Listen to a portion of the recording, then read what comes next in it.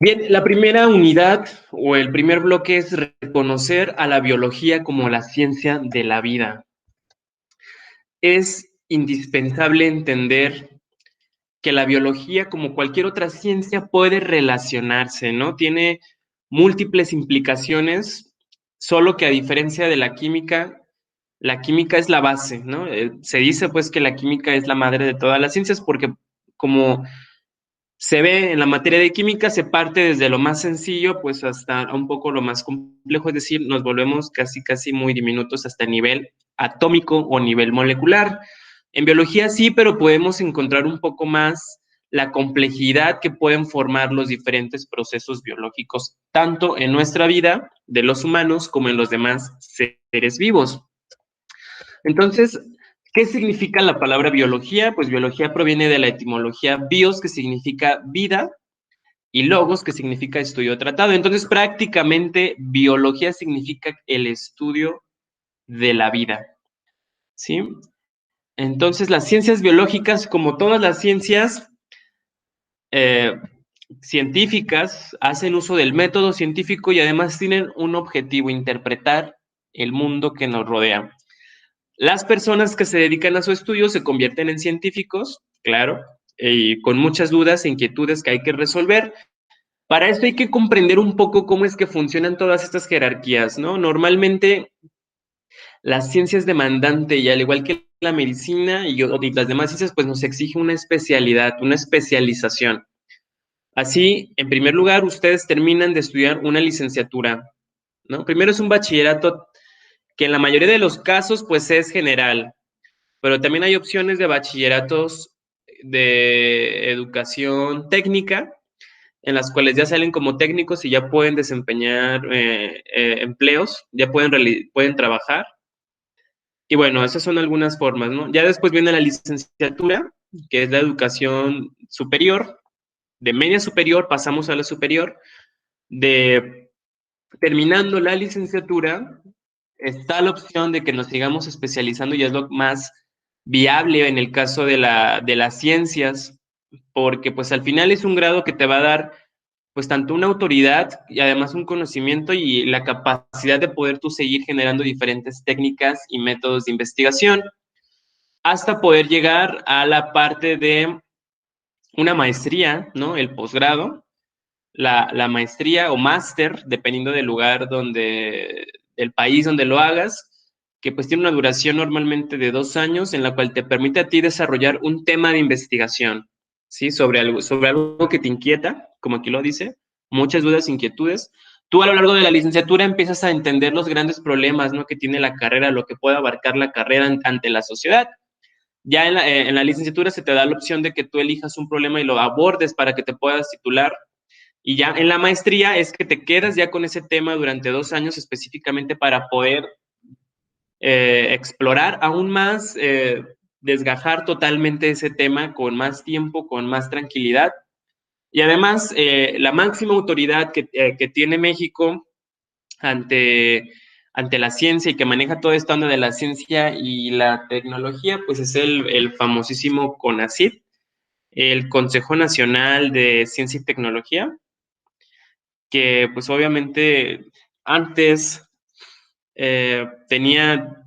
bueno, en teoría tiene diferentes sedes en todos los estados, pero bueno, el CONACYT se encarga de financiar los posgrados y ahora otorgan una beca, ¿no? Para que puedan estudiar, puedan ustedes ingresar al posgrado y los becan durante 24 meses que dura la maestría, que son 2 años, y tienen que comprometerse a titularse bajo una modalidad de investigación, y la modalidad de investigación exige como producto entregar una tesis, ¿sí? O un proyecto de investigación escrito con autoría original propia, ¿verdad? Y que respalde su capacidad de generar conocimiento. Y ahora, con la nueva modalidad que tiene el gobierno de México, con los famosos programas nacionales estratégicos o PRONACES, tienen que apegarse a los lineamientos que que los nuevos ejes que ahora trae el nuevo proyecto. Ante todo esto, bueno, terminas la maestría, ya vamos licenciatura, maestría, y tienes la opción de hacer otra maestría que pues ya depende de los intereses de la persona, o hacer un doctorado, una estancia doctoral. Entonces, es ahí, aquí hay muchas controversias, ¿no? Con los médicos, de que por qué les dicen doctores si son médicos, son licenciados en medicina. Eso es muy convencional, ya se quedó así, por tradición. A los doctores se les dice médicos, a los médicos, perdón, se les dice doctores porque, pues, mera costumbre, pero en realidad son licenciados en medicina. Claro, se siguen especializando también, pueden hacer maestrías y doctorados, pero lo que es cierto es que la persona que es doctor o doctora, en todo el sentido de la palabra, es porque tiene como título o estudió un doctorado. Y mucho ojo, hay que diferenciar eso de los médicos, que las personas que nada más tienen una licenciatura en medicina, hay que dejarlo en claro. Entonces, cualquier persona sí puede realizar un doctorado, y el doctorado pues involucra un poco más de tiempo, ¿sí? En la maestría quedamos que eran 2 años, pero el doctorado exige más tiempo, y llega a haber doctorados de 3, mínimo 3 años, un doctorado bueno, 4 y hasta 5 años, dependiendo del nivel del doctorado. Normalmente, las personas que se dedican ya a realizar el doctorado es porque son personas que se van a dedicar normalmente, pues, a la investigación, ya que el interés pues, principalmente es la educación, la generación de conocimiento, la publicación, les gusta escribir, etcétera. Entonces, bueno, ya terminan el doctorado, se titulan, y el siguiente paso ahora es el postdoctorado, o una estancia postdoctoral, en el cual pues ya igual son estancias cortas de 1 o 2 años que puedes realizar en otros lados.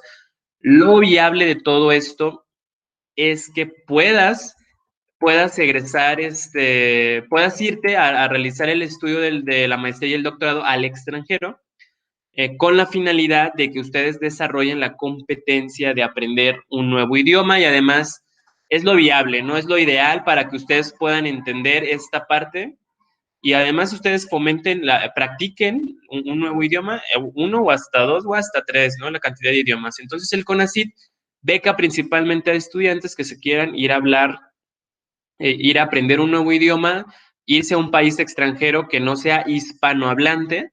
Ese es uno de los criterios de elección, y bueno, que quiera aprender un nuevo idioma, y por eso desde ahorita mi consejo, chicos y chicas, es que empiecen a estudiar el inglés, es el idioma básico, y además del inglés, todos los idiomas que ustedes quieran, francés, alemán, y que en esos países donde se hablan esos idiomas existirá una oportunidad para que ustedes se vayan a estudiar, y si se van a estudiar a esos lugares, seguramente o se quedan en esos países, o ustedes pueden regresar a México y van a tener un lugar seguro. Entonces, teniendo un poco la idea, el contexto en el cual se puede desarrollar la investigación a través de estos modelos, ¿no? De la licenciatura, la maestría y el doctorado, o la educación superior y el posgrado, o educación de pregrado y posgrado, que también es lo mismo. Pues bueno, comprendemos un poco más hasta dónde podemos llegar a estudiar la biología, ¿no? Si te quieres quedar hasta el nivel de maestría, si te quieres quedar hasta el nivel de doctorado, si te quieres quedar al nivel de postdoctorado, y así sucesivamente, solo que obviamente tanto de maestría como de doctorado pues son otros 5 años, es como hacer otra primaria más extra, ¿no?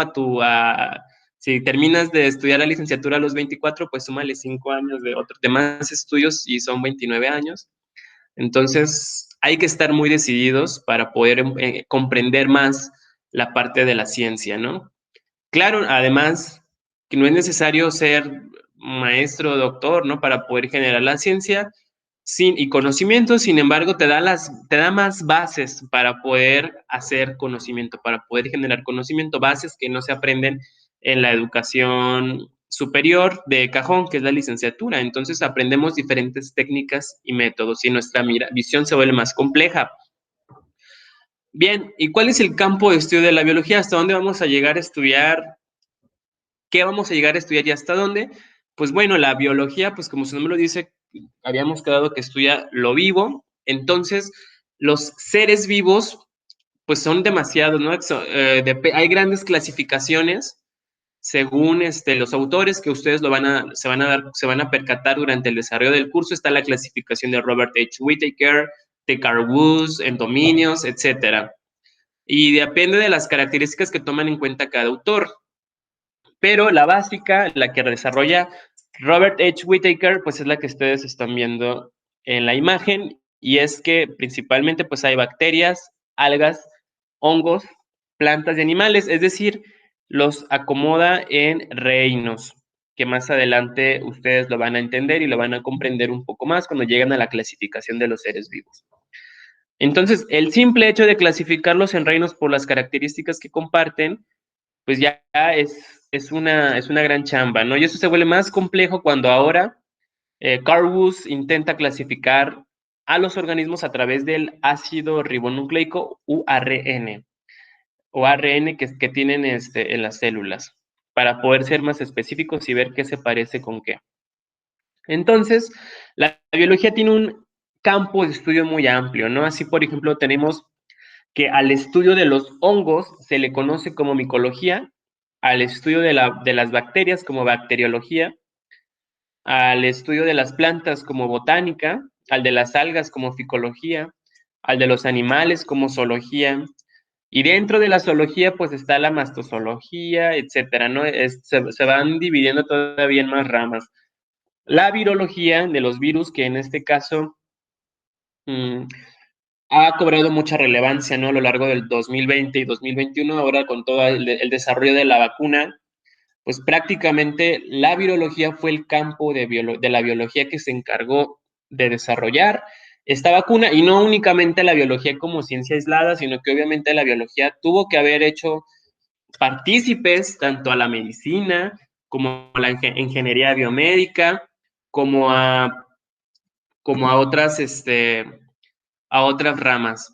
Por otro lado, tenemos la histología, que se encarga también de estudiar todos los tejidos de los seres vivos. Hay histología animal, histología vegetal, etcétera. Y bueno, la anatomía, las partes de los cuerpos, ¿no? Y la protozoología de los protozoarios. Entonces, cada ciencia se ha ido expandiendo, se ha ido lograr, bueno, todo el conocimiento se ha logrado dividir y ser más complejo, pero ahora con todas estas ideas de la multidisciplinariedad, la transdisciplina, pues ha hecho uso de que pues, realmente ahora todo se combine, ¿no? Podemos estudiar diferentes ciencias en una sola. Así han nacido, de hecho, ya nuevas ciencias como por ejemplo la salud ambiental, la sociología rural. Entonces se vuelve más complejo, ¿no? El concepto. Pero fuera de eso, cada rama, cada campo de estudio que tiene la ciencia ha logrado crear dentro de cada campo un posgrado, ¿no? A lo que estaba hablando hace rato, una maestría, un doctorado en cada una de ellas, ya hasta postdoctorado y hasta lo que le sigue, ¿no? Hasta poder ya literal terminar de estudiar todo ello y poder generar un conocimiento a todo nuestro planeta. Para esto, pues sí, existen diferentes institutos especializados, por ejemplo, en la cuestión de ecología, pues está el INECOL, el Instituto Nacional de Ecología, y existen diferentes instituciones como el CINVESTAP, los CIESAS, el CICIMAR, que son instituciones que se derivan de las mismas universidades públicas y que ofrecen principalmente posgrados para seguir especializándote en la área a la que quieres ir, ¿no? Pues la biología tiene amplia relación, como todas las demás ciencias. No podemos hablar de biología aislado, como dije hace un momento. No se pudo haber creado una vacuna sin la necesidad de biólogos moleculares, sin la parte de los epidemiólogos, sin la parte de médicos, que pudieran aportar una visión compleja al problema que se está abordando. Y eso es lo que trata de la nueva filosofía actual, el paradigma que ha estado cambiando desde el siglo pasado a este siglo y que ustedes lo van a tocar vivir, es eso, ¿no? Comprender los nuevos problemas, las visiones con lo que tenemos, ¿no? Creando grupos de trabajo para poder, entre todos, abordar los problemas y desde nuestro campo de estudio aportar una semilla para poder buscar soluciones. En el caso de la biología con la geografía, pues bueno, se ha logrado mapear, ¿no? Todo el planeta, sabemos ya la cantidad de latitud y longitud, la parte del GPS. Si vamos a ir a muestrear a la montaña o a la sierra o a cualquier lado que queremos saber cuántos perritos de la pradera hay, cómo es su ecología y todo, y no sé dónde estoy porque mi celular no tiene batería, bueno, pues utilizo un GPS, me paro ahí en la mitad de la sierra y definitivamente ahí con la señal satelital, pues voy a poder yo crear coordenadas geográficas y con la latitud y la longitud, pues yo voy a ir marcando mis pasos para que después yo pueda desarrollar un mapa, ¿no? Un mapa de puntos donde yo estuve y sé que ahí estuve. Además, se han logrado crear mapas, además de mapas de GPS, se pueden crear mapas de ubicación de las zonas, de los grandes ecosistemas, de los grandes biomas que tiene el planeta. Así yo puedo localizar, puedo observar qué biomas tiene México, que es considerado como un país megadiverso, precisamente por la cantidad de climas que posee el país. Yo puedo, incluso además de países, yo puedo hablar por continentes, ¿no? Por Rusia, perdón, Europa, África, Asia, América. Yo puedo comprender a nivel continente o a nivel subcontinente, ¿no? América del Norte, América del Sur, cuáles son los principales biomas y cómo se distribuyen, y que además esos principales biomas se distribuyen conforme a la ubicación en la Tierra, ¿no? A las líneas del Ecuador. Principalmente, pues van a ser climas más cálidos al centro del Ecuador porque los rayos del sol llegan de manera directa. Y bueno, por otro lado tenemos, esto se comprende un poco más en la clase de ecología, no me quiero meter tanto a fondo, pero bueno, la parte de la física, normalmente, pues bueno, sabemos que ya se ha estudiado la mecánica de la anatomía de los huesos, ¿no? Cómo es que funcionan, la capacidad que podemos comprender al momento de cargar las cosas, ¿no? Con nuestra propia fuerza. El sonar de los murciélagos, ¿no? Para poder ubicar ustedes saben que la mayoría de los murciélagos son ciegos, entonces tienen estos sonares retonantes que las van a lanzar y van a ubicar en algún momento a su presa. Cuando ahí choca el sonar, pues va a regresar y lo va a ubicar el murciélago y va a ir contra sus presas. Entonces, esto también está muy bien estudiado. La parte de la física, en el cuestión de la simetría perfecta, ¿no? Los tipos de simetría que desarrollan patrones en la naturaleza, pues ha sido también pauta para que grandes autores, artistas, pues desarrollen esta perfección, ¿no? De imágenes, en cuadros, pinturas y además, bueno, poder entender estos patrones, ¿no? De distribución de las flores. Es algo pues muy maravilloso, ¿no? Es algo hermoso. La parte de la química, claro, recordemos que la química es la madre de todas las ciencias, es la parte elemental de comprender todo, por eso es que lo llevan desde primer semestre, es el primer acercamiento con la ciencia, es decir, ustedes comprenden que todo lo que nos rodea se encuentra rodeados por átomos y que todos los átomos se encuentran formando enlaces. Pero los procesos que suceden en nuestro entorno, pues se encarga de estudiar la biología, ¿no? Y la ecología. Una parte de la química sí existe la bioquímica también, para en el caso de las biomoléculas orgánicas, pero no tienden a desarrollar ese estudio tan complejo, ¿no? Como lo ve la biología, sé que es más específico. Entonces, pues, la química junto con la biología, junto con la física, forman las famosas ciencias naturales.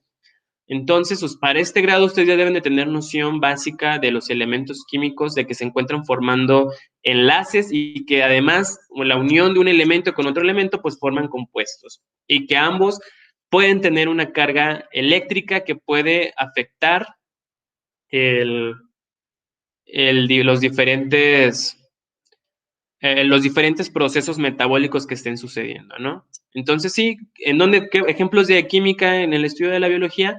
La fotosíntesis, ¿no? El caso ejemplo de la fotosíntesis, la manera en que pensamos la generación de la famosa sinapsis, en la cual pues una señal llega hasta cualquier parte del músculo, aquí está, es a través de neurotransmisores, a través de las neuronas, donde hay axones terminales, y se va la señal química se va a interceptar y se va a pasar de una a otra, así hasta llegar, hasta cuando ustedes dan la señal de mover el dedo de su pie, esto va a llegar hasta el fondo.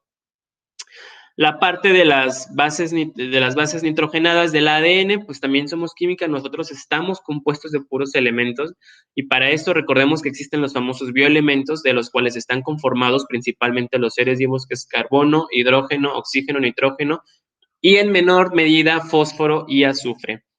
Y bueno, las proteínas, ustedes vean aquí cómo están compuestas las proteínas por aminoácidos, y si nos vamos todavía a un microscopio, pues los aminoácidos pues son también elementos no microscópicos que están conformando ahí sustancias, solamente que las proteínas, las cuaternarias, por ejemplo la hemoglobina, ya tienen una función en específico en nuestro cuerpo humano, en este caso es el transporte de gases, ¿no? En el caso para poder que entre oxígeno y se libere el dióxido de carbono, es el intercambio gaseoso y que se realiza en los alvéolos pulmonares. Por otra parte, bueno, en la cuestión de las matemáticas es indispensable para el diseño de experimentos. No podremos nosotros validar una teoría o un supuesto sin la parte de las matemáticas, los promedios, las variables, las varianzas, todo esto que se puede generar a través de pruebas de hipótesis, análisis de varianza, ANOVAs, y que nos dan certeza de que lo que estamos estudiando no lo estamos haciendo de manera ciega, sino que realmente tiene un respaldo matemático, es decir, que lo que estamos pensando lo estamos expresando y si es cierto, nos está respaldando un modelo matemático. Y bueno, la historia es increíble, ¿verdad? Como en todos lados, pues quien no conoce su historia tiene el error de volver a cometer esos errores. Sin la historia, pues no podríamos entender, no sabríamos nada de estos grandes personajes. Tenemos a Antonio van Leeuwenhoek, el primer hombre que se encargó de observar a través del microscopio, fue quien elaboró un microscopio, el primer el primer microscopio que tenía gran capacidad de aumento era un relojero, vendía, perdón, no sé si era relojero o de que vendía lentes, sí, vendía lentes.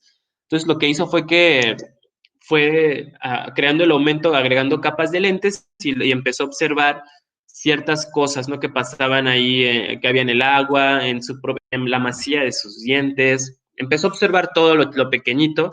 Él empezó a llamar mucho la atención esto, ¿no? Que es lo que no se veía y que ahora él podía, a través de capas de aumento, él pudo observar que sí existía algo ahí que nunca antes lo había visto, ¿no? Para el siglo XVII y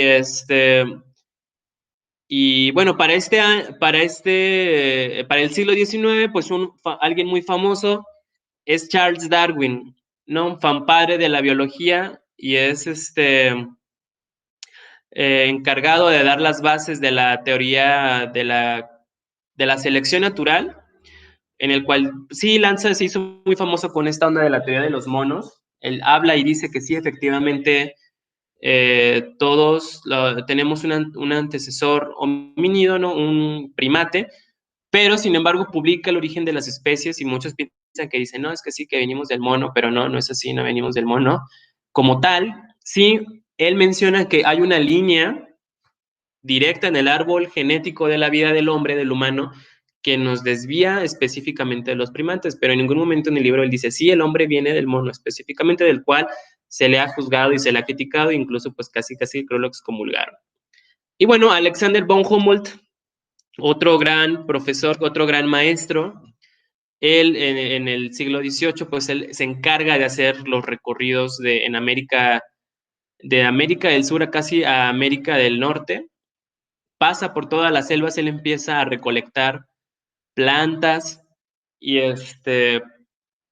y a crear estos nuevos caminos, esta nueva ciencia, ¿no? La botánica, toda esta onda, él empieza a clasificar la vegetación de las Américas.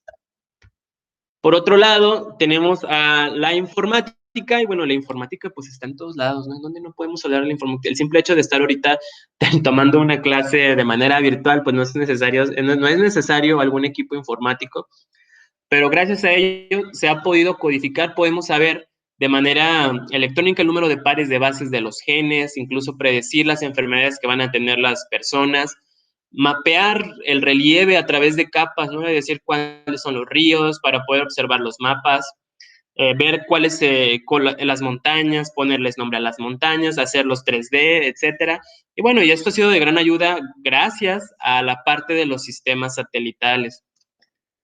Y bueno, y por otra parte también la ética ha tenido muchos avances en cuestión de, de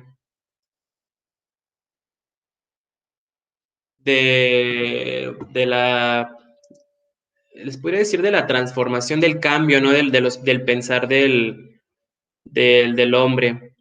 Y es que pues precisamente antes pues hacían demasiados experimentos, ¿no? En cuestiones de animalitos y muy salvajes. Y ahora, bueno, la ética ha cambiado un poco las normas éticas y legales a nivel internacional. Se han vuelto un poco más rudas, ya dan un poco más de valores de referencia, de límites en cuestión de los experimentos en animales.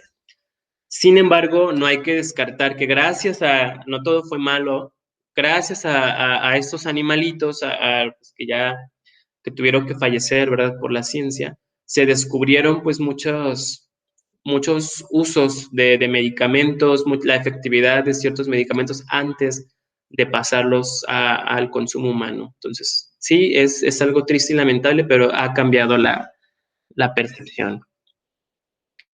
Por otro lado, tenemos la ingeniería. La ingeniería también ha dado pasos agigantados junto con la tecnología, imposible no hablar de ello separado. El estudio ya del diseño de problemas a través de las matemáticas, del desarrollo de softwares, de equipos altamente inteligentes ya para nuestra época, pues nos han permitido ya crear grandes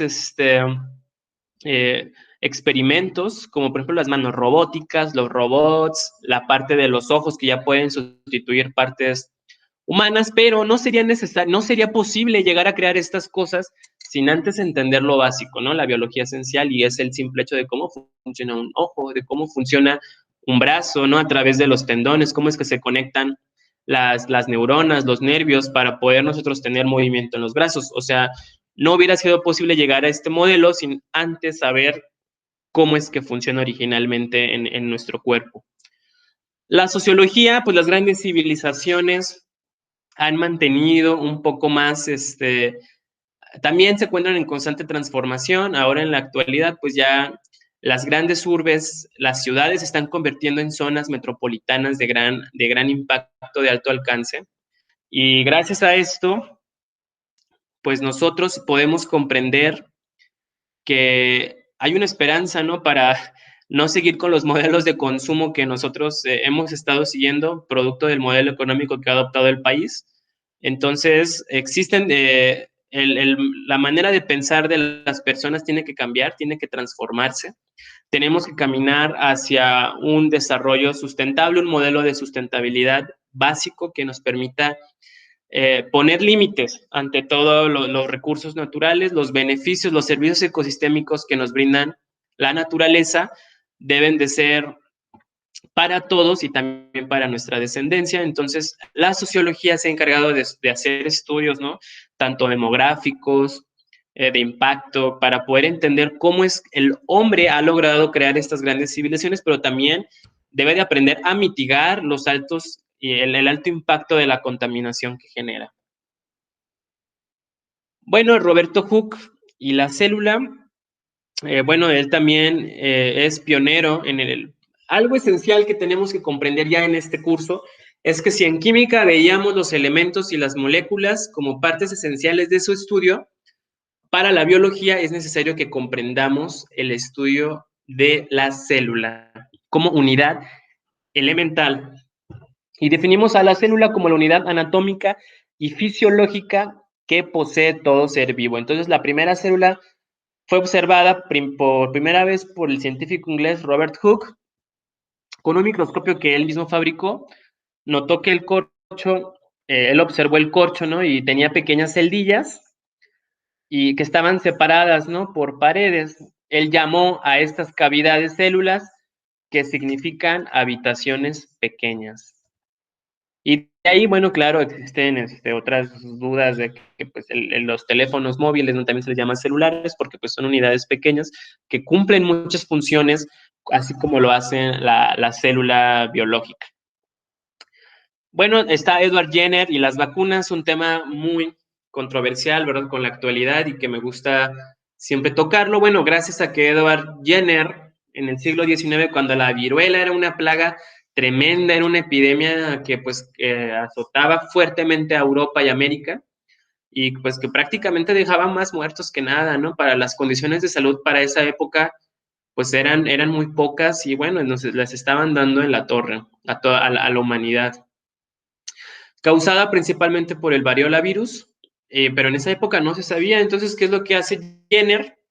Es un clásico ejemplo del método científico. Jenner observa que las vacas padecían una enfermedad llamada vaccinia o viruela de las vacas, que produce erupciones en las ubres semejantes a la que produce la viruela humana. En ocasiones, pues las vacas al estar enfermas y las mujeres o los hombres que ordeñaban a las vacas se contagiaban y desarrollaban pústulas en las manos, ¿no? Pequeños granillos ahí en todas las manos, pero pues por fortuna ellos no se enfermaban, a diferencia de una persona que se contagiaba de viruela de humano a humano, no era tan fuerte, ¿no? O sea, no alcanzaba a morirse, a diferencia de las personas que no tenían un contacto anterior, o sea, una exposición, ¿no? Entonces, lo que hace es que ahora pues trata de sacar esta información, él empieza a estudiar ese virus, empieza a estudiar a las personas infectadas, ¿no? Que no desarrollan una enfermedad como tal, sino que las secuelas son muy ligeras, y bueno, pues desarrolla ahí una vacuna de virus atenuados, es decir, le quita la capacidad vírica, y bueno, en ese entonces él crea, por eso viene la palabra vacuna, ¿sí?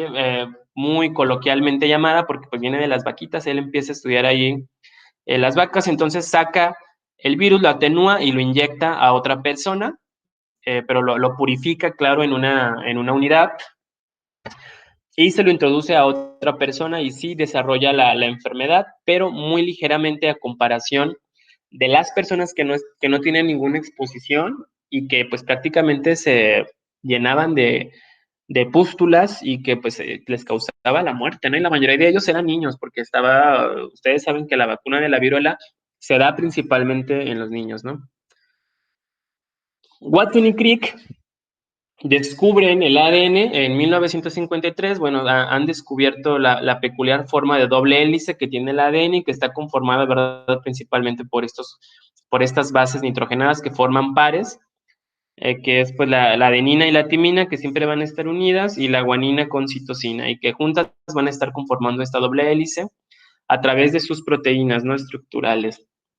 Y claro, también Rosalind Franklin, que apoyó en el desarrollo también bueno, de hecho, gracias a Rosalind Franklin, tomó ella unas radiografías, unos rayos X a unos cromosomas, y gracias a ello, pues también se percataron Watson y Crick que estaban estudiando. Hay un misterio de realmente que quién tuvo la idea original. Lo que sí es cierto es que Rosalind Franklin los estaba estudiando a través de proyecciones de rayos X, y que pues dicen que el proyecto que el estudiante de Rosalind Franklin les llevó la la hoja de rayos X y que los otros se robaron la idea. Entonces hay un gran misterio, pero lo que sí hay que reconocer es que a Rosalind Franklin sí tuvo un papel primordial, y Watson y Crick, pues ellos desarrollaron el documento.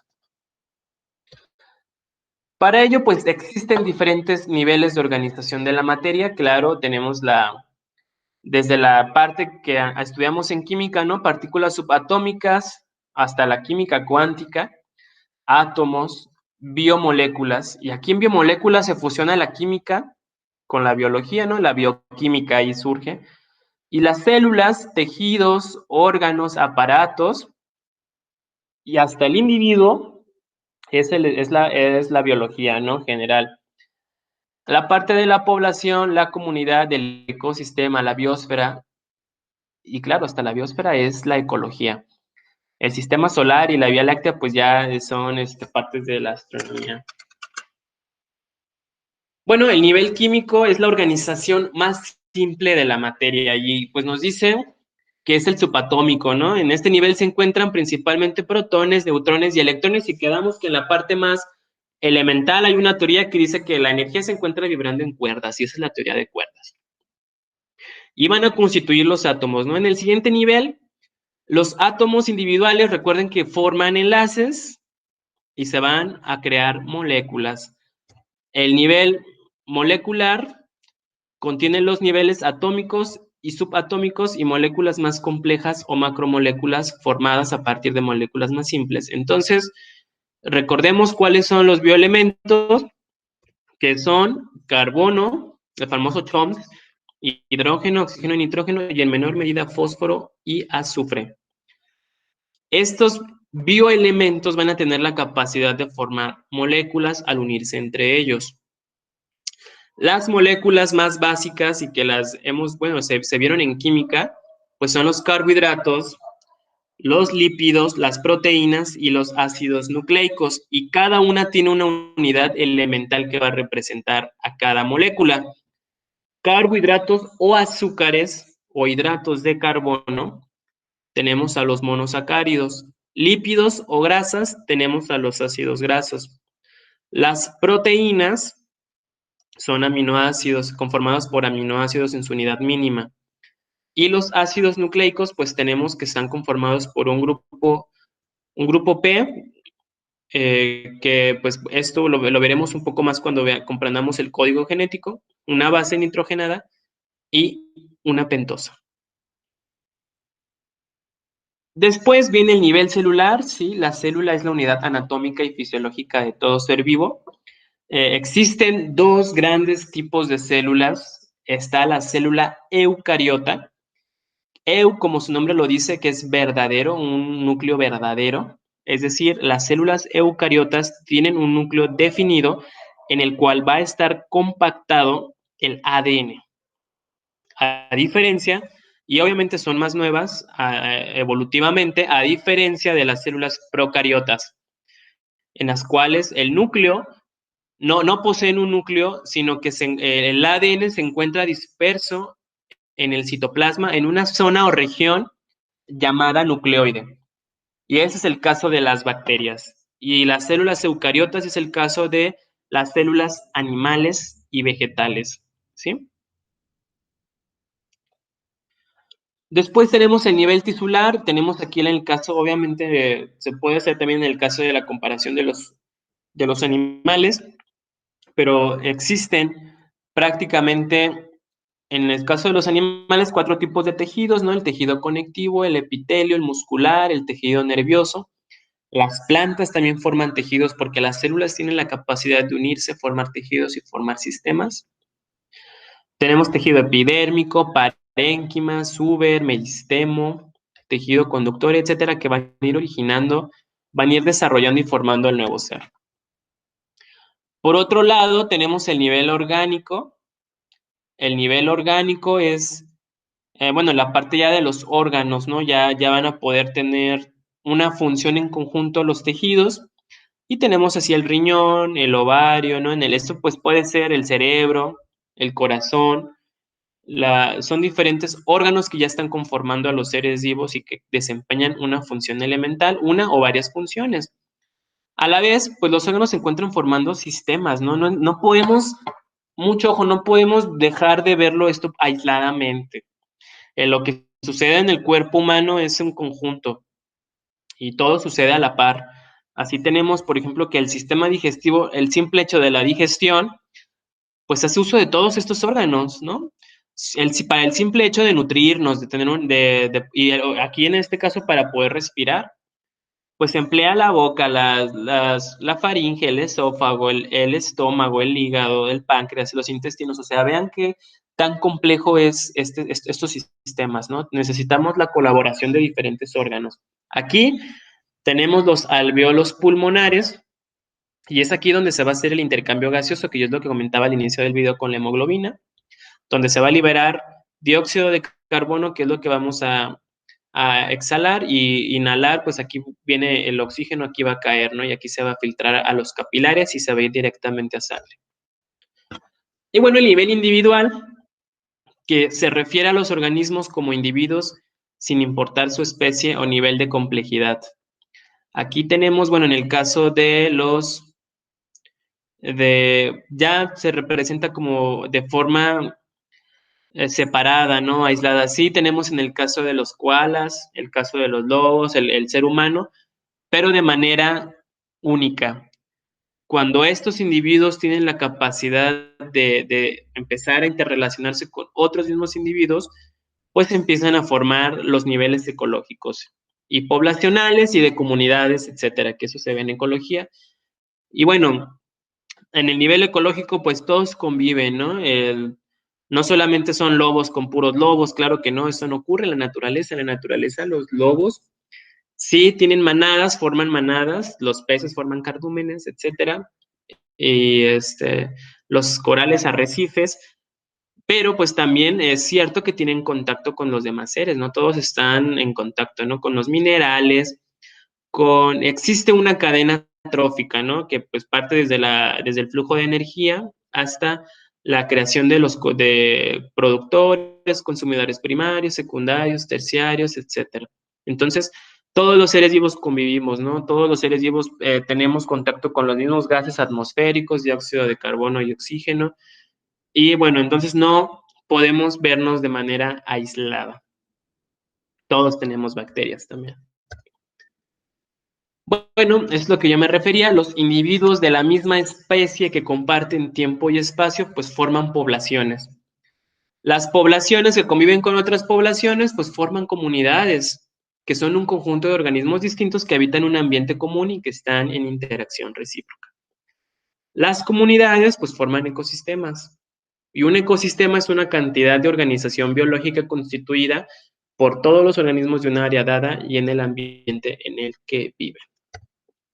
Y bueno, en resumen es lo que podemos entender desde el nivel químico, desde el átomo y la molécula a nivel celular, desde los organelos, que también lo vamos a ver, la parte de los tejidos, el nivel orgánico, ¿no? La parte de órganos y sistemas, el individuo como organismo como tal, los mismos organismos de la misma especie cuando conviven pues forman poblaciones y cuando una población convive con otra población pues forman comunidades.